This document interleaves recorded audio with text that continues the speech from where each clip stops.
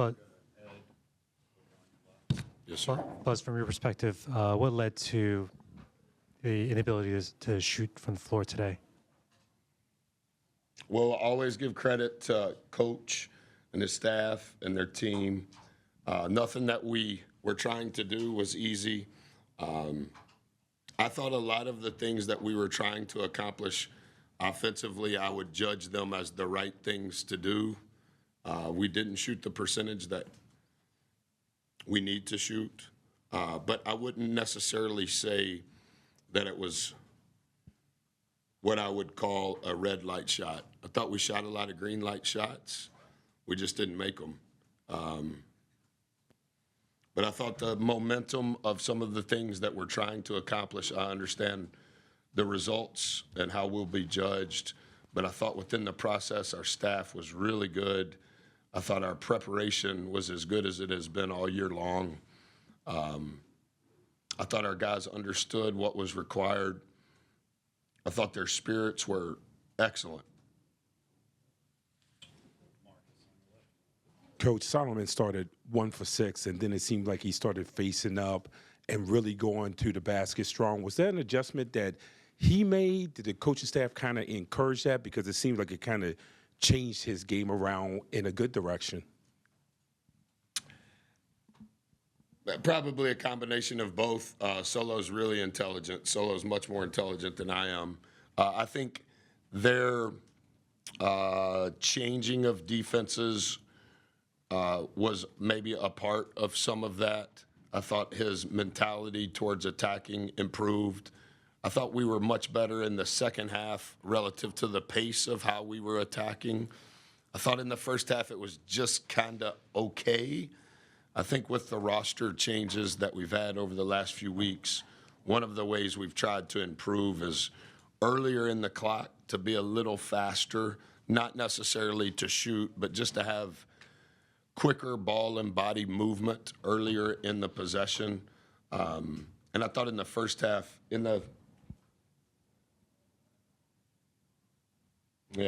we were dramatically faster in the second half than we were in the first half. But I think it was probably a little bit of both. Hey, Coach Solomon, just want to expound on it. He played a lot of effective minutes. Can you talk about him being effective on both ends of the floor and how much that meant for you to get valuable and much-needed minutes out of him? So some of the adjustments that we've made with the roster has impacted him specifically defensively. He's an elite level defender, and we're trying to, he's carrying a lot of invisible burden to do some of the things that we've always asked him to do, and then also do some of the things that we're missing relative to injury. And so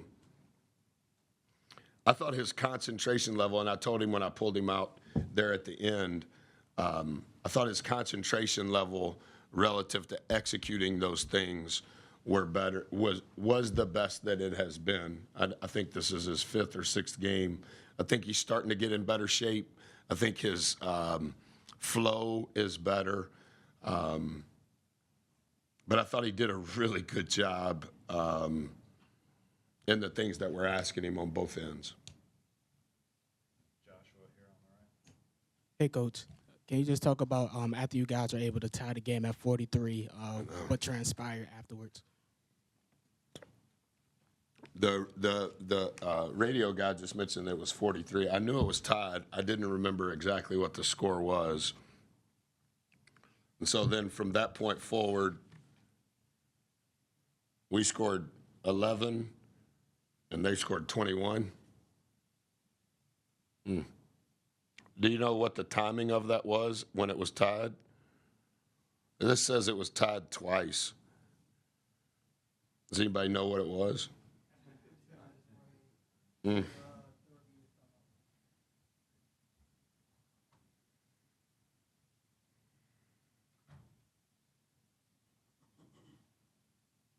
I think we won the first media timeout by 1. Miles called that timeout when he fell. I think they had scored one up until that point. We ended up getting 2 turkeys before the 12-minute media.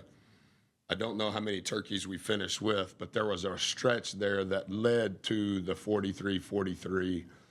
And then we're dependent on getting to the bonus. Oregon doesn't foul at a high rate. We don't foul at a high rate. We never got to the bonus, I don't think, until the very, very end of the second half. I think some of that needs to be with our pace in attacking the rim. I thought we did better with that to start the second half. But again, like I mentioned in the first question, I wouldn't necessarily say that we took what we call red light shots.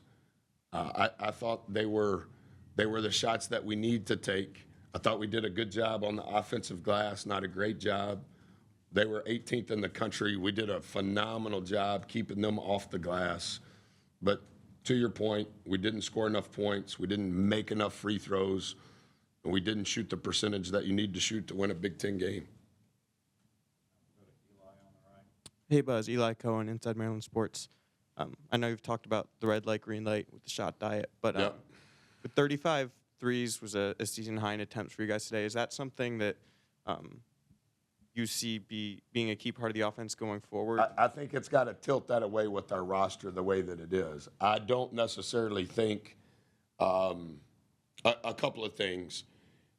We're probably going to be able to get to the rim some. It'll be a different way of getting to the rim with the injuries being what they are. When we do get to the rim, we have to finish at a higher rate. You have to be able to make layups. And then the next thing is, because there's not anybody to throw it to, per se, you're probably going to shoot more threes. When do we want to shoot those threes? Our pace has probably got to quicken some. It's going to lead to more threes.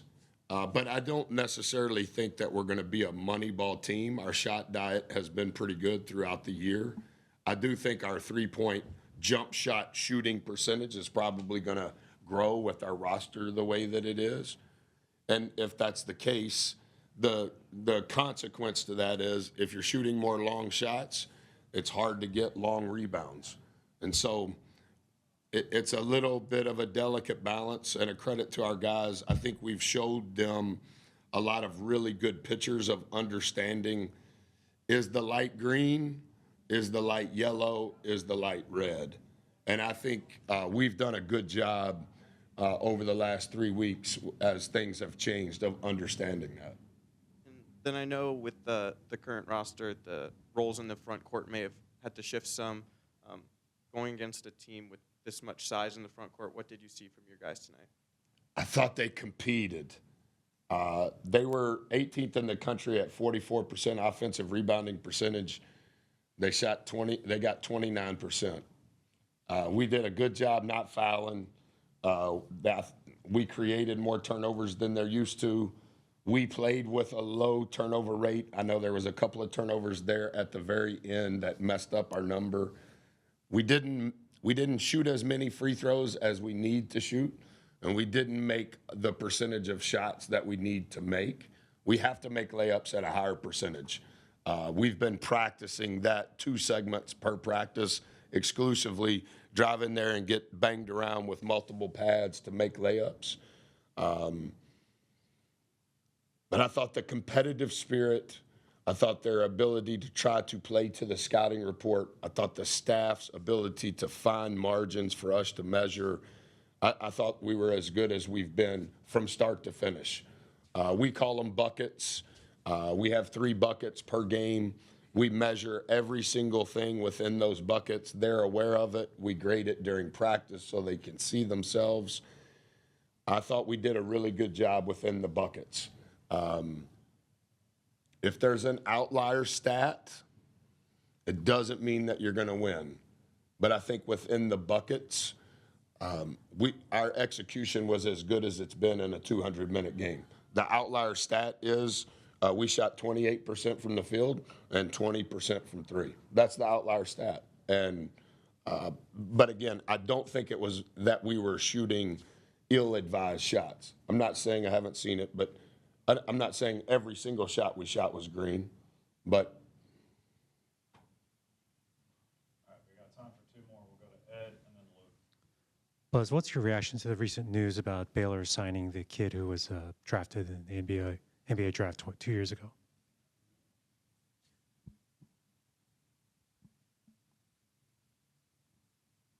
this is all I've done my whole life.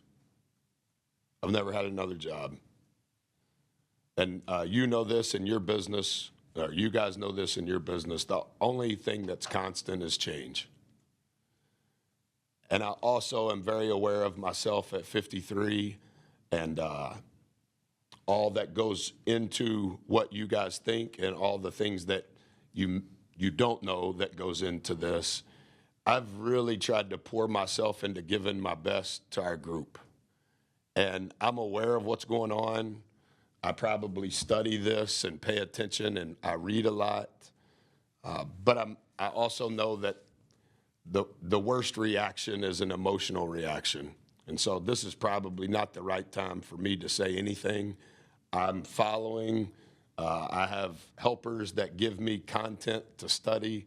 I know what's being said. I want to know what's being said. I want to understand our business and the era that we're in and the evolution that we're in. But relative to what you have seen of our program, I want to give my best to this group. And I don't think anybody's cares or is listening to what Buzz has to say on the industry. And so I have a lot of thoughts, but I also don't want it to be fodder. Is that a good word? I don't want it to be fodder for just a tweet or a post. I love kids. I love to compete. I'm not trying to be holier than thou. I understand I'm well compensated. I understand the world has changed. But one of the intangibles we're focusing on and have been focusing on is don't blame, don't complain, don't defend. Figure out how to get better. And so within whatever the rules are, or they're not, or whoever the governing body is, or there's not, I've got to figure out how to dissect this so I can help our guys so that we can begin to prepare for Indiana on Wednesday. Thanks for asking. All right, last one to Luke. Coach, I want to delve back into the paint points, 32 for them and 12 for you. As you mold your team to get ready for more conference play and then into March, what is your philosophy on getting better? I know you said there was a lot of effort, but you've been doing this for a while. Trends in defensively, like getting down those paint points for opponents. Entering tonight, 60% of their baskets were assisted. 87% of the threes that they had attempted were off the catch. In their all shots through 13 games, they had shot 350 threes. 350 threes, and all but 76 of them were off the catch. The other 76 were off the bounce. 53 of those 76 were by number 3 off the bounce. So I understand your point, and defensively, we've done a lot of different things, and we're doing more things since the second half against Michigan. Some of what we're trying to do, to Eli's question, is we're probably going to shoot more threes. We probably need the pace to be slightly faster than it had been prior to the first half of Michigan. And then just from an analytical standpoint, we were among the nation's worst at three-point field goal percentage defense and the points coming from three. So a little bit of your question is kind of the margin that we're trying to attack, just without acting like I know, just giving you some historical context. 48% of the shots that UVA shot was from three, and they made 42%. So one of the games that we've been playing at UVA, 30% of their shots were from three, and they made 35%. Lost by 8, Buzz needs to be a better coach. But from a statistical standpoint, we made them at least have to do something a little bit different than what they had been doing. Tonight, 47% of the shots that Oregon had shot through 13 games had been from three. Their assist rate, 60% of their shots had been assisted. Normally, those are threes, not always. They can throw it to 32, they can throw it to 10, they can throw it to 13 inside. They did some of that to us. But a little bit of it is tonight they shot 35% of their shots from three, and they made 31%. So some of it is a little bit of pick your poison. Hey, Buzz, you can't get beat up like that and kicked in the ear in the paint at that rate. I agree. The counter is you also can't let a team shoot half of their balls from three at 45%, or it's not going to be a game.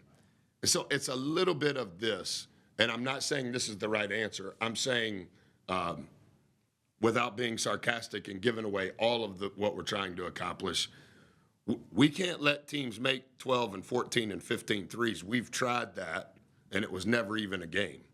And then the flip side of it is we have to play to get fouled because we need to skew the points per possession, and we have to defend without fouling. So I think at halftime they had made 3 threes. So this says they made 5. So they made 5 threes, so 15 points from 3, and they made 13 free throws. That's a little too high. We made 7 threes, and we made 11 free throws. I'm not saying we're going to win, but I'm saying I don't know that right now, based on what we've done through 13 games, we had to kind of lean towards one direction. And so one of the things we've been charting is not just this game, how many threes are one pass? Buzz has it. He pitches it to John. John makes it. We were atrocious. We have made great improvement. And then what we've also done, and we'll do it tomorrow, they shot 16 threes. Every single shot that they shoot from 3 since the Michigan game. When John shoots it, the closest defender that contests, what is his contest rate? And then we do the same thing every day in practice as if it's a game. And so we've done better, but the consequence, which is not unintended, it's part of it, Buzz, they scored 32 in the paint. And so it's a little bit of, in a perfect world, we don't want either. We don't want to foul. We don't want to get bullied in the paint, and we want them to miss every 3. I know that sounds condescending, but a little bit of it has been we're trying to change the margins in which we're competing in, and then trying to have measurements not just on game day, but in practice where our guys see improvement. Yes, sir. Solomon